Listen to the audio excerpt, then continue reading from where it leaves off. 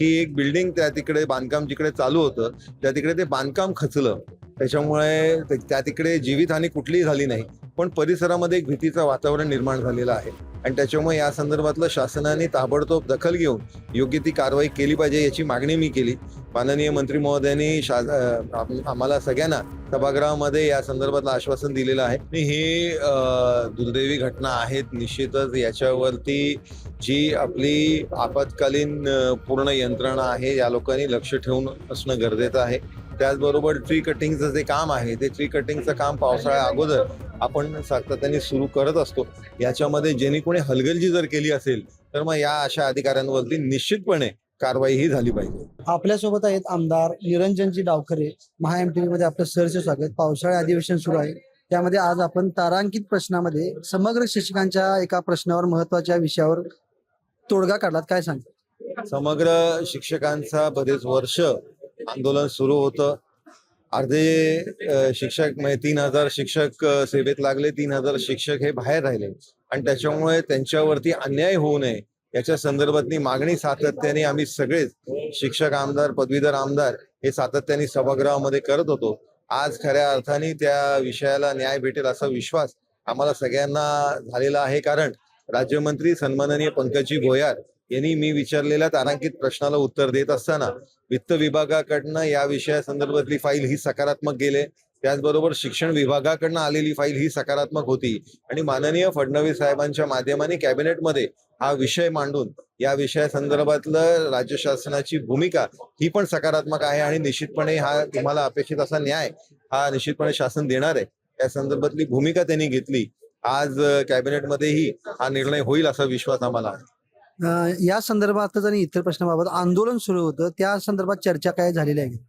नाही, जे आंदोलक आहेत हे बरेच महिन्यांपासून बरेच वर्षापासून आंदोलन करतायत आणि त्याच्यामधल्या काही लोकांचं फार नुकसानही झालेलं आहे. म्हणजे कुटुंबाचं नुकसान झालेलं आहे, त्यांच्या दैनंदिन जीवनाचं नुकसान झालं आहे. पण या आंदोलनाच्या पार्श्वभूमीवर आज त्या शिक्षकांना खऱ्या अर्थाने न्याय भेटत असताना त्यांना एक चांगली बातमी आजच्या दिवशी शासनाकडनं भेटेल असा विश्वास आहे. या विषयासंदर्भात आज तुम्ही प्रेस कॉन्फरन्स घेतला, त्यावेळी 3 आमदार एकत्र होता, यामध्ये विभागाचे आमदार सुद्धा होते. काय सांगाल?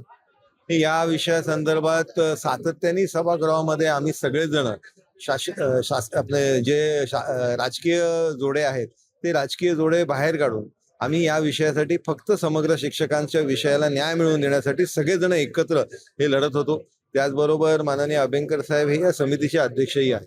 त्या दृष्टिकोनाने या निर्णयासाठी जो आनंद सर्व शिक्षक आणि पदवीधर आमदारांना झालाय त्याच दृष्टिकोनाने ते पत्रकारांना संबोधित करायला आले होते.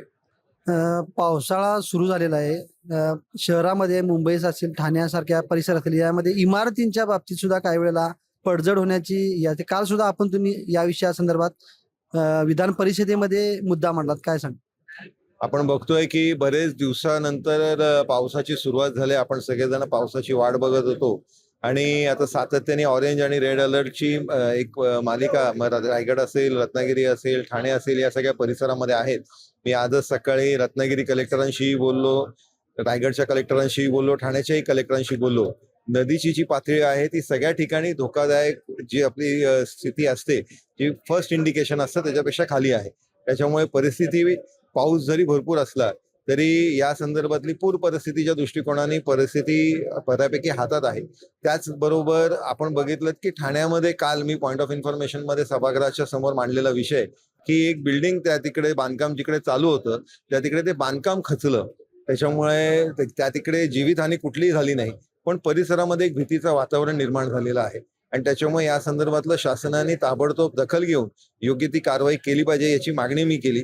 माननीय मंत्री महोदयांनी आम्हाला सगळ्यांना सभागृहामध्ये या संदर्भातलं आश्वासन दिलेलं आहे आणि निश्चितपणे प्रशासन या संदर्भातली कारवाई योग्य त्या पद्धतीत करणार आहे. काही दिवसापूर्वी चेंबूरमध्ये शाळेच्या बसवर झाड कोसळून एका अल्पवयीन मुलाचा मृत्यू झाला. आज साकीनाका येथे मॅनहोल मध्ये एक युवक पडलेला आहे. अशा घटना होऊ नयेत यासाठी काय उपाय सांग? ही दुर्दैवी घटना आहेत. निश्चितच याच्यावरती जी आपली आपत्कालीन पूर्ण यंत्रणा आहे या लोकांनी लक्ष ठेवून असणं गरजेचं आहे. त्याचबरोबर ट्री कटिंगचं जे काम आहे ते ट्री कटिंगचं काम पावसाळ्या अगोदर आपण सातत्याने सुरू करत असतो. याच्यामध्ये ज्यांनी कोणी हलगर्जी जर केली असेल तर मग या अशा अधिकाऱ्यांवरती निश्चितपणे कारवाई ही झाली पाहिजे. धन्यवाद सर. Yes, thank you.